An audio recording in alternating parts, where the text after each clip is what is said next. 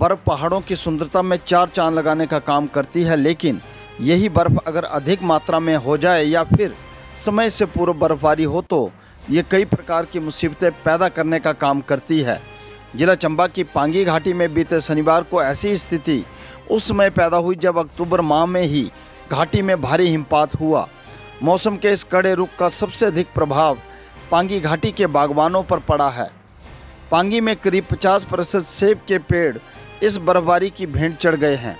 कुछ बागवानों ने तो अभी तक पेड़ पर लगी सेब की फसल को भी नहीं उतारा था, जिसके चलते उन्हें न सिर्फ इस नकदी फसल के खराब होने बल्कि सेब के पेड़ों के टूटने से भारी आर्थिक नुकसान पहुंचा है।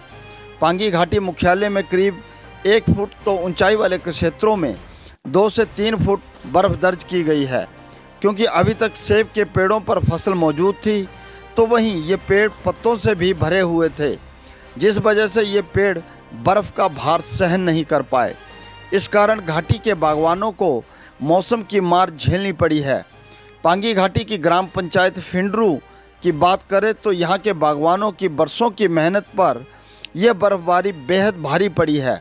सेब की फसल नष्ट होने से इस वर्ष की आमदन होने से तो रही, लेकिन अगले वर्ष भी ये टूटे हुए सेब के पेड़ फसल दे पाएंगे, इस बात को लेकर भी प्रभावित बागवानों में चिंता की स्थिति पैदा हो गई है। ऐसे में अब पांगी घाटी के बागवानों को सरकार से ही मदद की उम्मीद है।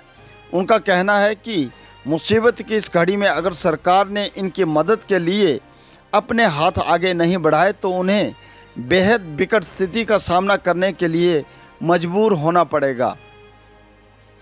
इस संदर्भ में आवासीय आयुक्त पांगी बलवान चंद से बात की तो उन्होंने कहा कि ये बात सही है कि घाटी में इस बार अक्टूबर माह में ही भारी बर्फबारी होने से घाटी के बागवानों को भारी नुकसान पहुंचा है।